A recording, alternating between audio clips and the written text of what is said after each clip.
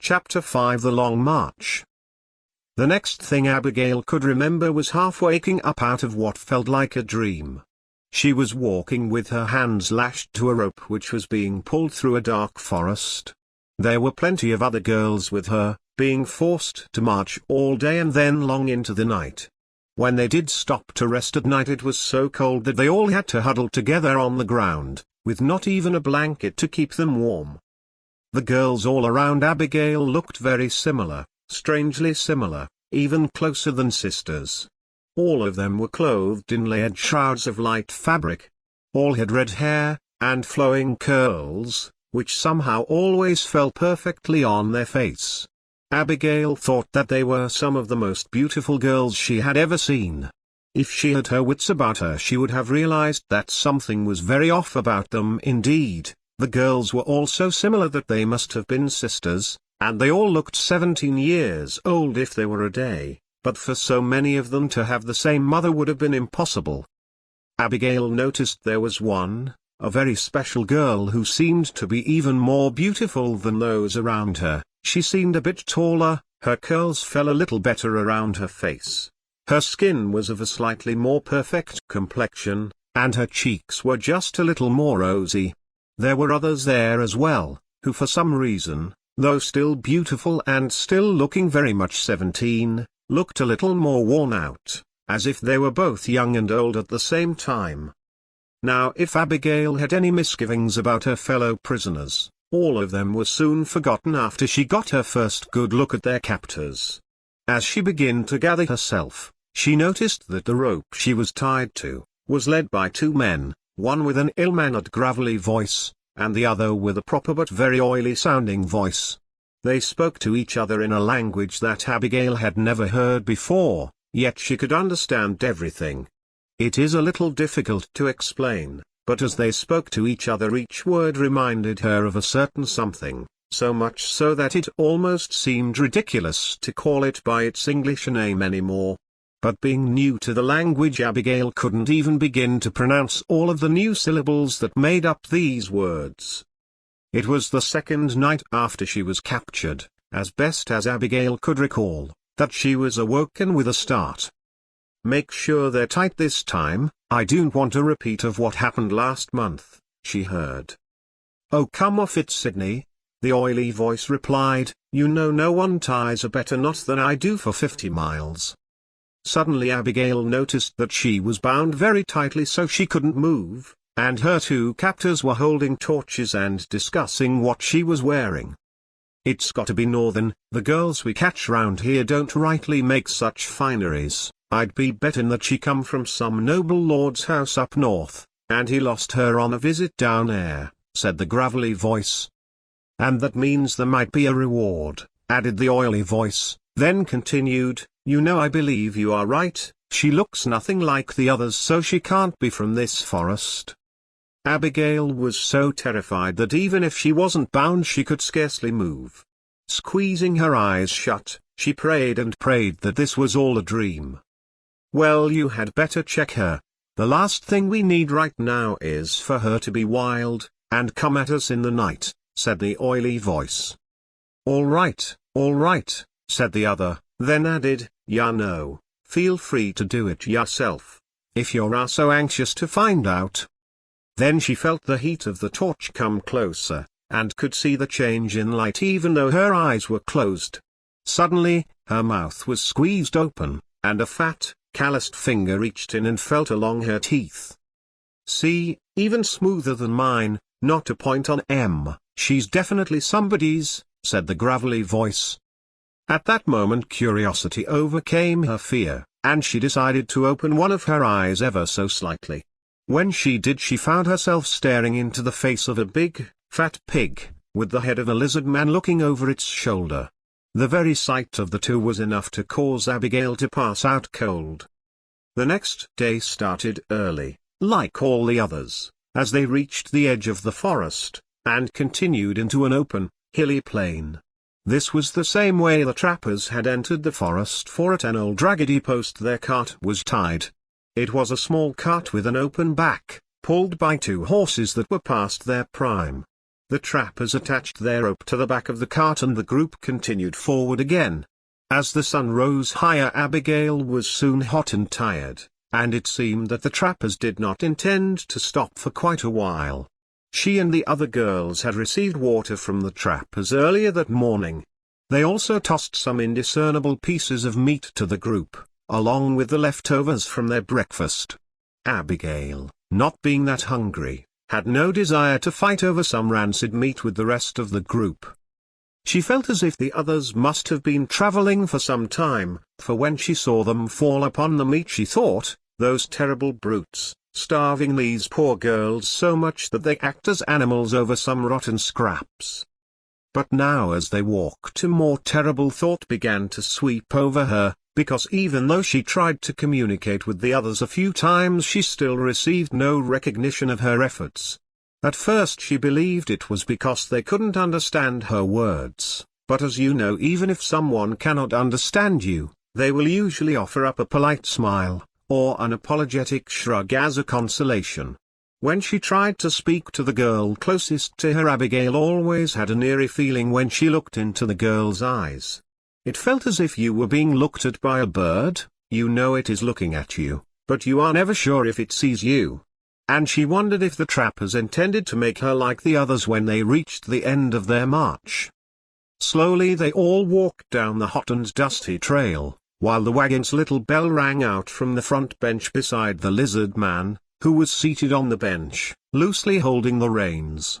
When the traveler on the path was close enough to hear the bell, he drew off to the side, giving a wide girth for the caravan to pass.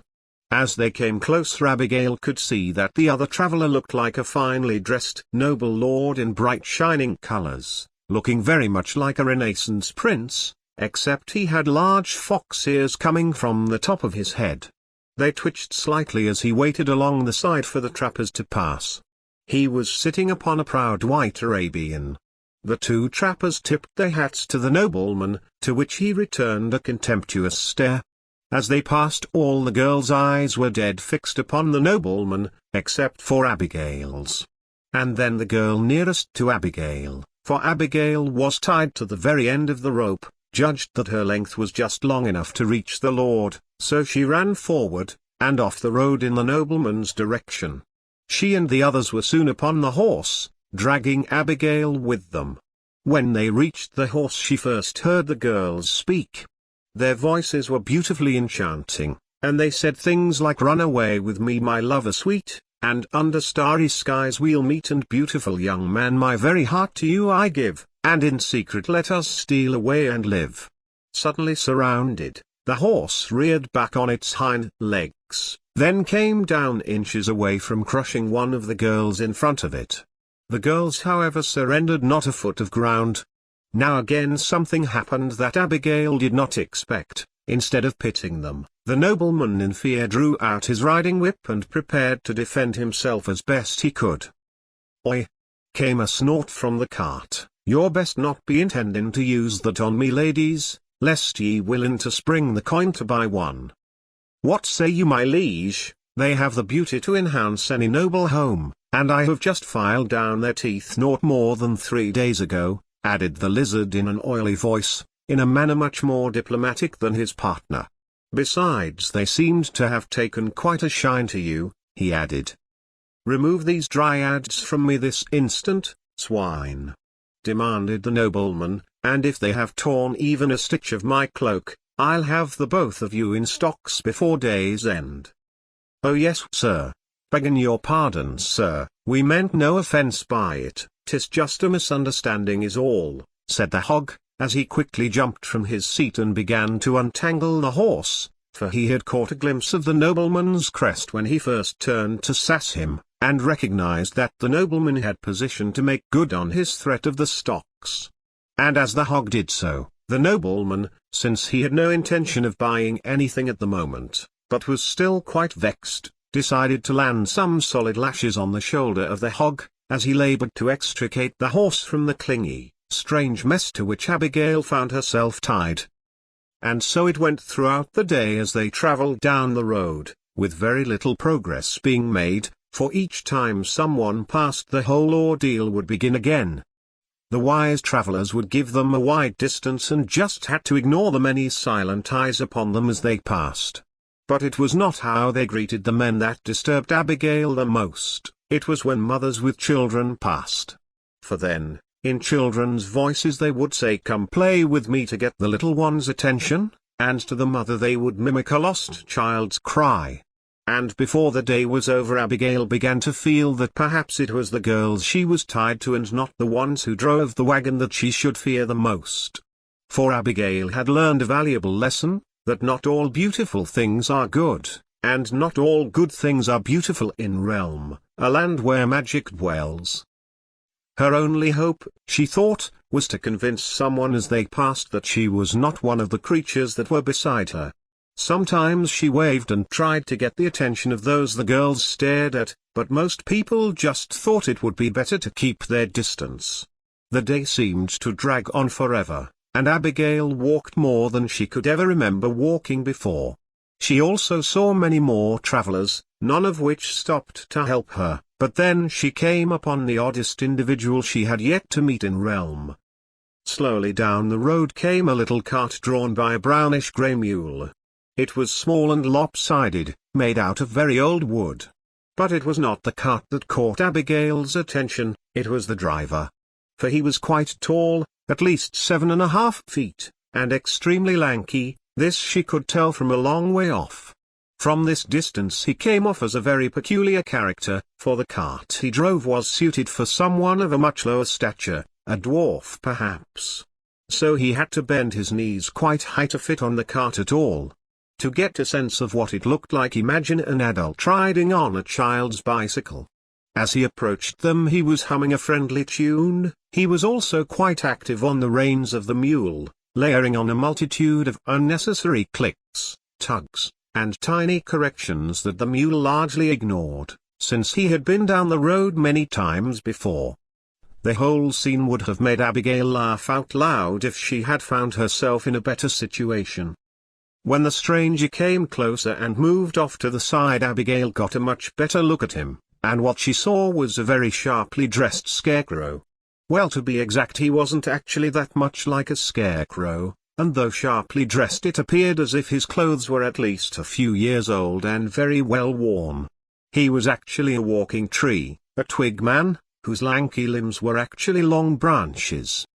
His head was just a rounded knot that extended above his collar. It was somewhat smaller than a human head and a bit rounder, but out of the top grew many thin stalks of leafing branches, straight up, almost like some sort of hair. These branches were, for the most part, covered by a rather tall felt topper, except for a few leaves peeking out from tiers in the hat. His jacket matched the hat, and was a very tailored fit, which revealed he had practically no waist at all. Under his jacket was an embroidered waistcoat of fine silk, with a pocket watch chain dangling neatly from the left side.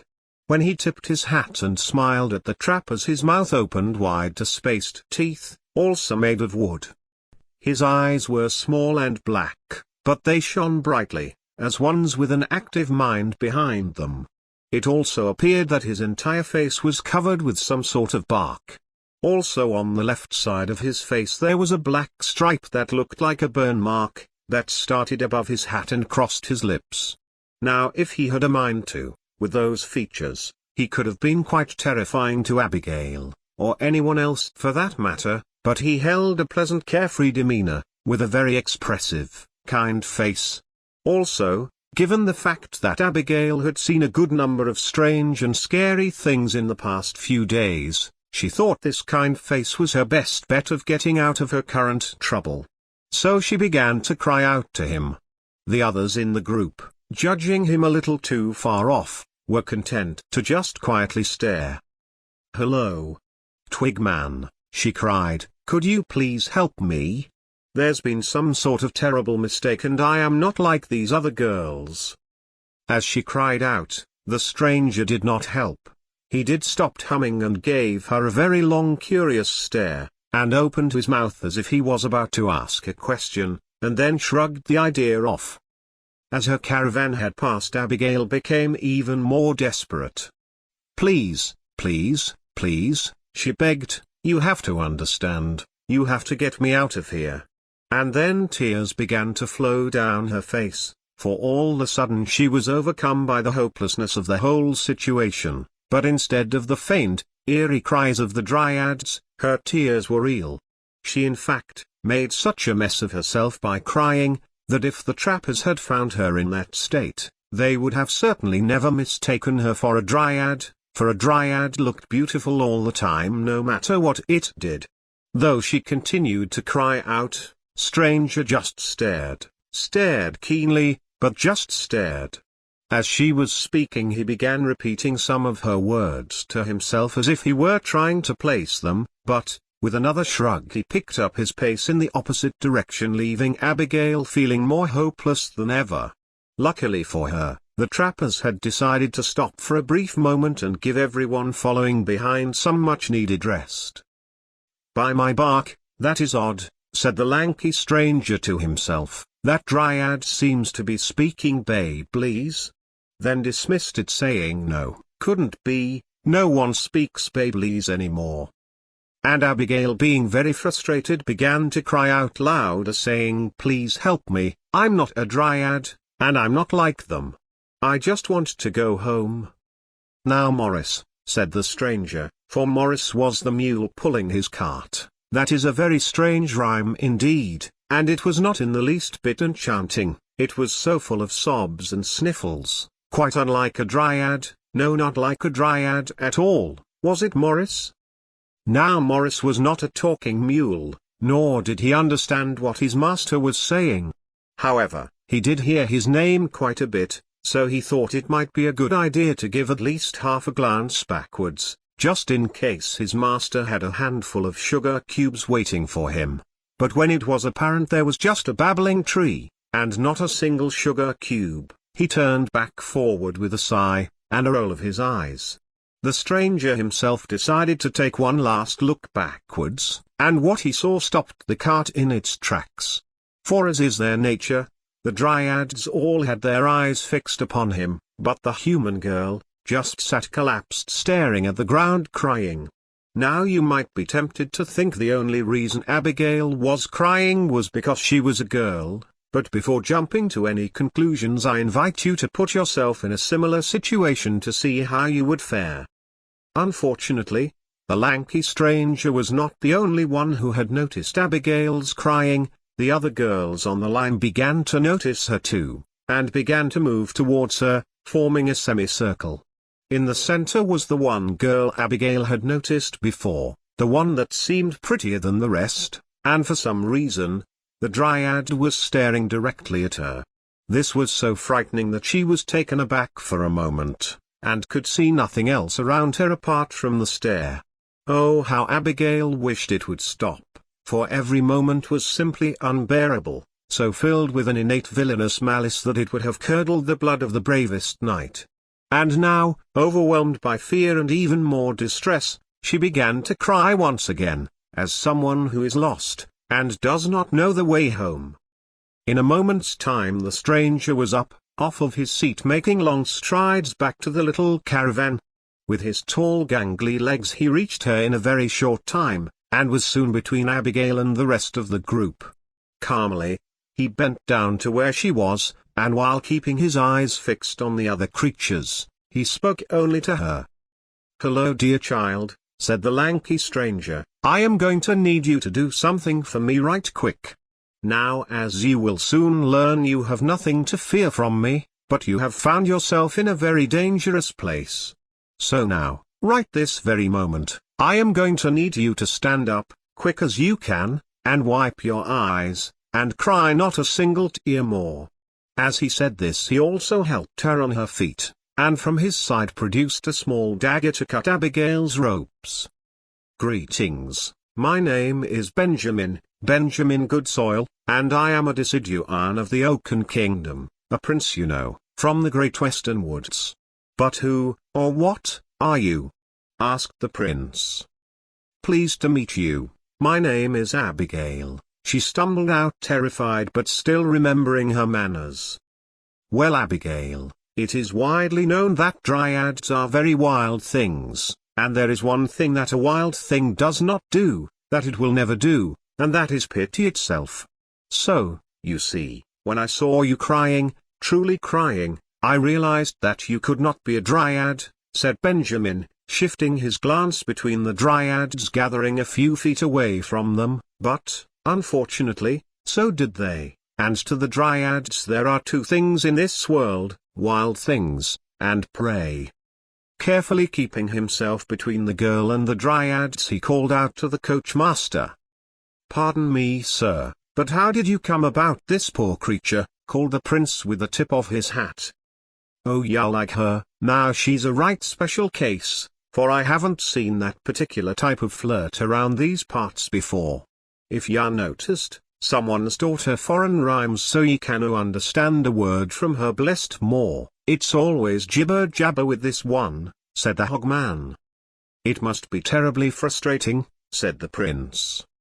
"Ye have no idea," snorted the hog. "Anyway, I've caught this one pre-tamed, and redressed, just gander at that fancy elf slip, and her teeths were already filed down when I founds her, so I thought I'd take her into the town and do some investigatin', since if someone loses a fine flirter like this there's bound to be an award. But you know, Twig, if ya price is right, I might find me a way to halting this here investigation," said the hog. "Well, what is the right price, gentlemen?" asked the prince. The lizard man felt like this was his cue to enter the conversation. "Good sir, with something so rare and obviously valuable, we couldn't bear to part with her for less than 100 shks," he said in an even more oily voice than ever, and afterwards bowed very low towards the prince. "Oi," whispered the pig, "look at him, don't price it too high, this bloke don't look as he got a shek to his name." "Quiet fool, I'm negotiating," whispered back the lizard. Abigail began to worry, for even though she didn't know what a shek was, 100 shks seemed awfully expensive. The prince, however, did not seem concerned at all about the price at the moment, for he was preoccupied with the dryads. All of their eyes were fixed upon Abigail, but they were keeping their distance, for they also very clearly saw the dagger in the prince's hand. "Done," said the prince, never looking over to them. It was about this time that the lizard man began to notice the unsettled state of his dryads. "My friend," he said to the hog, "attend to the creatures, something appears to have them in a knit," and then to the prince, "Now if you will furnish the coin, I will be happy to provide a receipt. Of course there is the matter of the local tax, and the transfer fee." As the dryads circled around the two, their approach was different from when they had rushed the nobleman. They showed no openness or even mimicked affections, but instead they moved slowly and quietly, for their hunting instincts had kicked in, and they circled the pair like a pack of wolves. As the circles tightened, the ones that thought they were free of the prince's gaze became even more bold. A couple on the corners feigned a rush, but as he moved to block them they retreated. Then a girl from the other side made a swipe at Abigail, narrowly missing her, but then quickly disappeared again. They were testing for weakness. Just then the strongest of the group, the one who had first noticed Abigail crying, saw an opening, and leapt toward Abigail, but the prince was narrowly able to put his long arm in the animal's path. Ravenously, the creature bit down, but got less than its expected result, for its teeth were newly filed, and a deciduone's arm is made of wood, not flesh. After a quick wince, the prince shook the dryad loose of his arm, sending it flying, landing 20 feet away. When it scrambled to its feet, it gave a howl of pain as it put weight on its ankle. "Oi!" shouted the pig, "you done broke that one, your bui in it too, that's another 100 shks. I will pay for nothing of the sort. I have no interest any of your unhousebroken monstrosities. Some things are better left in the wilds, far from gentlefolk," said the prince. "Well, if ye not gonna pay for me damages, ye canna have the lil lady ye fixed on over there either," said the hog. "Oh, please you can't," begged Abigail. "You can't leave me here. I couldn't stay another moment."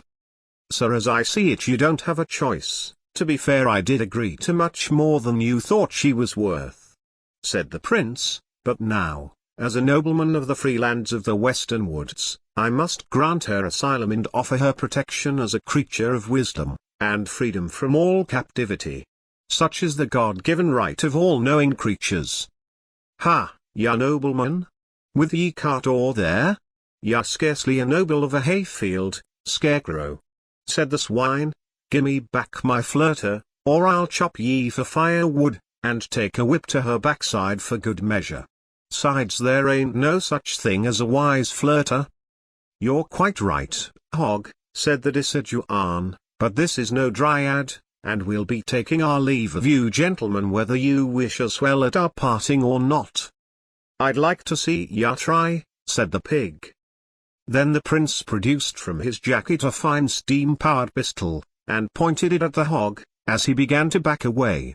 "I do sincerely hope that you cut your losses and do not take a mind to follow me, but just in case," said the prince, and then cocked back the gun's hammer and fired a whistling shot into the rope that attached the dryads to the wagon. Startled from the noise and seeing they were no longer lashed together, the dryads ran off in various directions, leaving the trappers confounded. "I think we've overstayed our welcome with your friends," said Benjamin to Abigail. Thank you," cried Abigail, "but maybe could you pass a message to those two from me before we go?" Then she leaned over to the prince and whispered her request. "Do have a good day, and best of luck recapturing your bounty," said the prince. "Oh, and one more thing, Hog, Abigail says if you stick your fat sausage fingers in her mouth again, don't expect to get all of them back." As Abigail was walking towards the prince's cart, she suddenly felt so tired that she could scarcely lift her feet. The prince came alongside her and gently supported her, as they walked. When they got to the cart, Benjamin carefully lifted her up onto the bench, and in an instant she was asleep.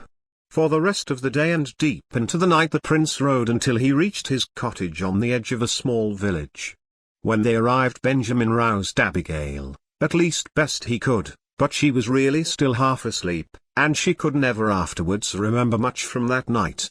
By the hand he guided her to a great feathered mattress in the guest room of the cottage. The bed was so warm and soft that anyone would have had a good night's sleep, especially Abigail, who had not slept well since she arrived in Realm.